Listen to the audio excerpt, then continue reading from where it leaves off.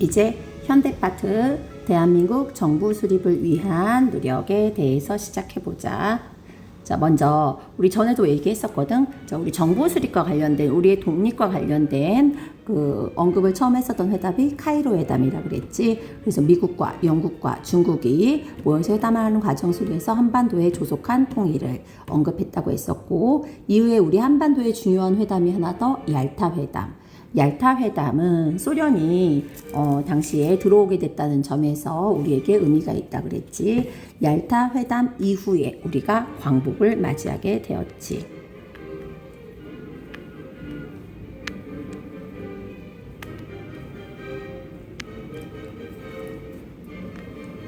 그러면서 우리는 광복을 하였고, 광복 이후에 38도선을 경계로 북쪽에는 소련군이 주둔하고 남쪽에는 미군이 점령군의 형태로 우리 한반도에 들어오게 되었다. 자, 이 소련과 미군이 들여오는 이 광복 이후에 우리 국내에는 원래는 광복 이전에는 조선 건국 동맹, 여운형이 만든 조선 건국 동맹이 있었다고 했었고, 광복을 하게 되자 우리는 치안 유지를 목적으로 여운형이 중심이 되어서, 여운형은 중도 성향의 좌파라 그랬잖아. 그래서 우익과 함께 좌우 합작하에 조선건국준비위원회, 조선건국준비위원회 일명 건준위를 세우고는 그곳에서 우리 한반도의 치안 유지를 위해서 노력했다 그랬지. 자, 그런 다음에 이후에 이 건준위의 여운형은 조선인민공화국을 선포하게 되었다. 그리고는 지방에는 인민위원회를 두었다. 그래서 치안 유지에 힘썼던 거지. 지방의 인민위원회, 전국의 지부를 두었거든. 자, 그리고는 이렇게 되자 당시에 미군은 이 조선인민공화국 인정할 수 없다. 그러면서 그 어떤 한반도의 단체든 다 인정할 수 없다라고 선언하게 되면서 당시에 대한민국 임시정부, 함께 전쟁을 이끌었던 OSS 특수훈련도에서 국내 진공작전을 이끌었던 대한민국 임시정부조차 미 군정은 인정하지 않는 모습을 보여주고 있다. 이러한 분위기 속에서 한반도 문제를 의논하기 위해서 미국과 소련과 영국이 모스크바 3국 외상회의에 앉게 되지. 그래서 미소영이 자, 먼저 조속한 시일 내에 임시정부를 수립하자. 그리고는 그 임시정부 수립과 관련된 자세한 내용은 미소공동위원회에서 결정하는 걸로 하자. 그러면서 그 기간 전에까지는 신탁통치를 하는 걸로 하게 되지.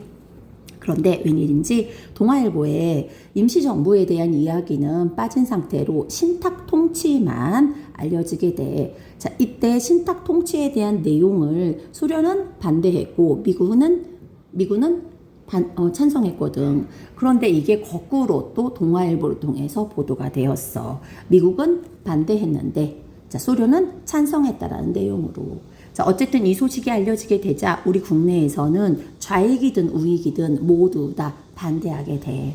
왜냐면은 이 신탁 통치가 임시정부 수립이란 내용이 우리 국내에 알려지지 않았기 때문에, 또 하나의 식민지배라고 생각했기 때문이야. 충분히 오해할 여지가 있었지.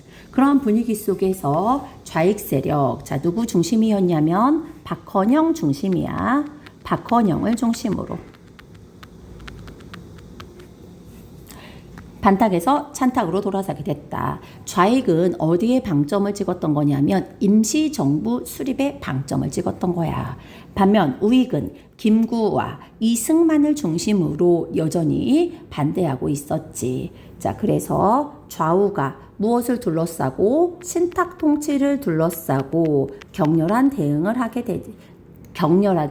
대항을 하게 되지. 신탁 통치 반대 운동. 자, 그랬고 이 신탁통치 반대 운동은 이후에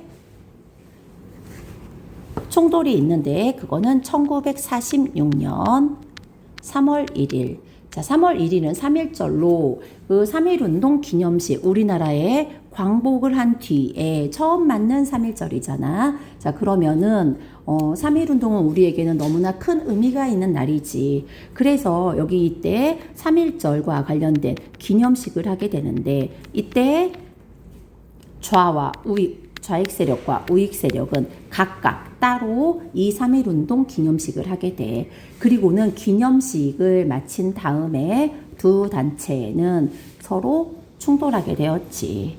사실 이들이 꿈꿨던 거는 모두 다 우리의 독립이었고, 그리고 정부 수립이라는 것에, 그리고 통일된 정부 수립이라는 점에서는 뜻을 함께 하지만 이 사상이라는 데 묻어두면서 좌익과 우익은 사상 외에는 다른 게 보이지 않지. 그러면서 끊임없이 대립하게 되었다.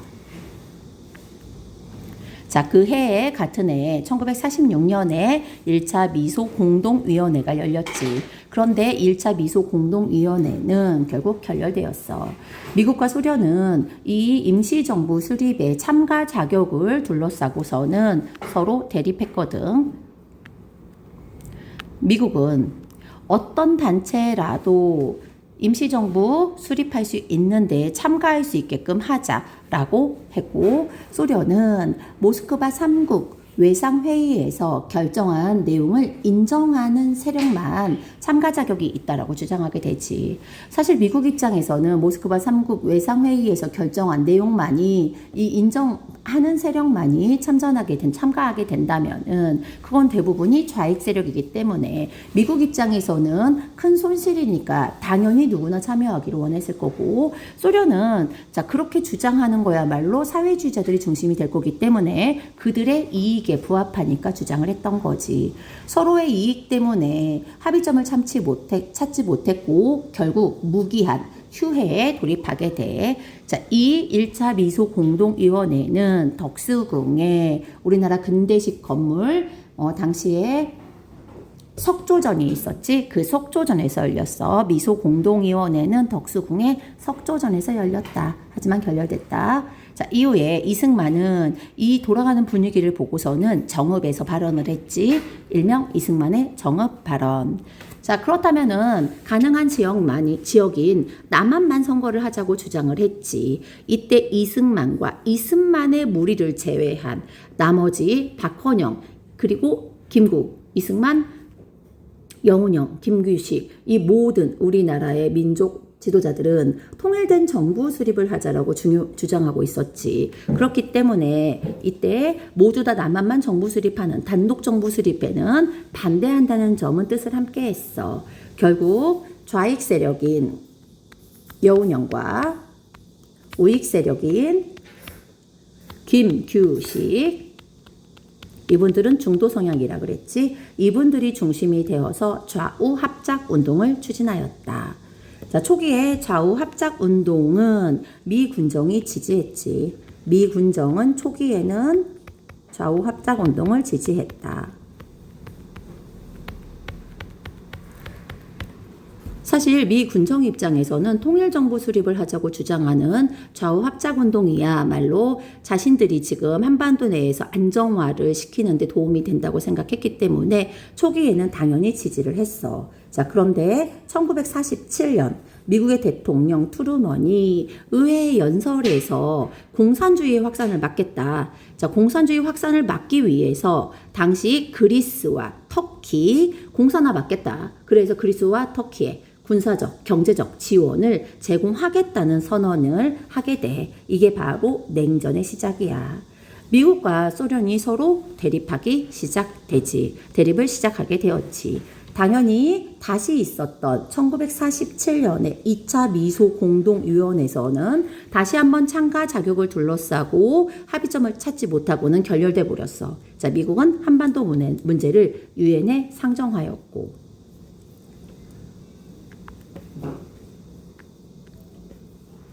좌우 합작 운동의 첫 번째 원칙은 조속한 시일 내에 임시정부 수립하자. 자, 그리고 친일파 처단하는 데 뜻을 함께 했지. 이거는 우리 민족의 수건 사업이기도 했었지.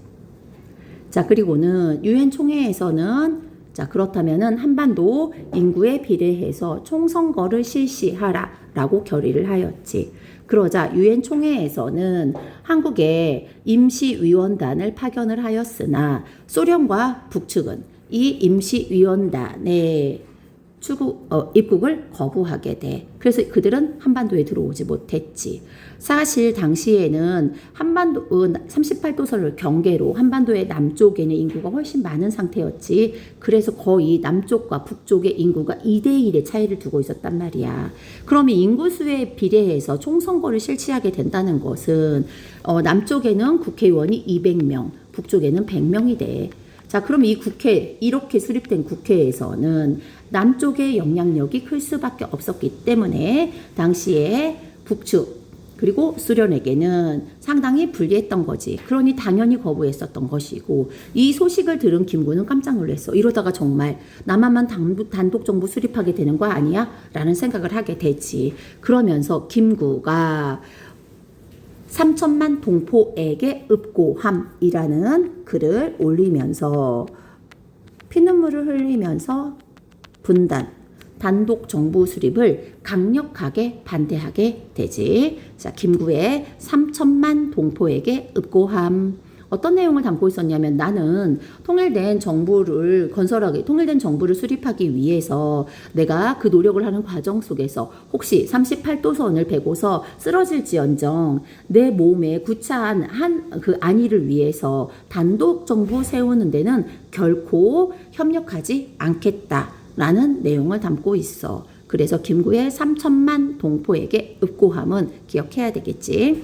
이러한 남쪽, 북쪽 인사들의 반대에도 불구하고 결국 유엔 소총회에서는 가능한 지역에서 총선을 결의하게 돼. 가능한 지역이라 하면 바로 남한을 얘기하는 거지. 그래서 남한에서 총선이 이루어질 것 같아. 자, 그러자 또 좌익 사회주의자들이 무장봉기를 하게 돼. 남한만의 단독 정부 수립에 반대한다라며 그게 바로 제주 4.3 사건이야. 제주 4.3 사건. 제주 4.3 사건이 일어나자 미군과 이승만은 무력으로 진압해버렸지. 그 과정 속에서 육지 내에 있는 당시에 제주 도민들 해안가로 다 나오라고 하지. 육지 내부에 있는 모든 도민들은 사회주의자로 간주하겠다. 공산당으로 간주하겠다. 좌익 세력으로 간주하겠다. 그래서 무자비하게 실제 간주하고 학살하게 되지. 그래서 당시에 제주 도민들이 당시에 그 공산당으로 몰려서 수많은 제주도민들이 희생되는 일이 벌어지기도 했었다. 또 김규식은 대한민국 임시정부의 부주석이었던 김규식은 함께 38도선을 넘어서 평양으로 가게 되지. 자, 평양에 가가지고 김일성을 만나게 돼. 그리고 수많은 우리 민족의 지도자들이 모여서 함께 회의를 해. 그게 바로 남북협상이야. 또는 평양에서의 연석회의라고도 해. 자, 이곳에서 단독정부 수립에 반대하는 데 뜻을 함께 해. 결국 통일된 정부 수립을 하자는 데 뜻을 함께 했다는 거지. 그리고 미국과 소련 군대의 철수를 요구하는 데 뜻을 함께 했어. 이러한 노력에도 불구하고 우리나라는 1948년 5월 10일 50총선거를 통해서 국회의원을 선출했다. 이 우리나라의 50총선거는 우리나라 최초의 보통선거라는 의의가 있고, 자, 이것에 의해서 만들어진 재헌국회에서는 당연히 헌법을 제정했지. 헌법을 제정했는데 이 헌법의 내용에는 우리나라 대통령 중심제다. 자, 그런데 이 대통령은 국회에서 국회의원에 의해서 간접선거로 뽑겠다라는 데 결의를 하지. 국회의원은 국민들이 직접 선거로 뽑고 그 뽑힌 국회의원들이 우리나라의 지도자 대통령을 뽑는 데 합의하게 돼. 결국 초대 국회의장이었던 이승만을 국회에서는 대통령으로 선출하게 되면서 대통령은 이승만, 부통령은 이시영이 되지. 이 이시영은 이회영의 6 형제 중에 5번째 아들이야. 이 이회영 바로 동생이지. 이 사람 한 명만 살아남고 사실 이회영 일가의 6 형제들은 독립운동을 하다가 또는 아사에서 다 희생됐다고 했던 거 기억하지? 대한민국 정부 수립은 언제 했냐면 1948년 8월 15일에 선포하게 되지. 자, 그러자 이 소식을 듣고 이제 뒤이어서 북에서도 정부 수립을 선포하게 된다. 조선민주주의 인민공화국 선포. 자, 그거는 1948년 9월 9일의 일이야. 그러니까 대한민국 정부 수립이 먼저 선포되고 그 다음에 조선민주주의 인민공화국이 수립된 거지. 자, 그런 다음에 우리나라의 수건사업, 물론 북에서도 수건사업이지. 그런데 북한은 정부 수립 선포하기 이전에 이미 농지개혁과 그리고 친일파, 반민족 행위자 모두 다 정리한 상태야. 그런데 우리는 이때까지 정리하지 못한 상황이었지. 그러니 이 재헌국회에서는 반민족 행위자를 처벌하기 위해서 반민족행위 특별처벌법을 제정하게 돼. 자, 이때 제정하게 된 거지. 이것도 9월이야. 자, 제정을 했어.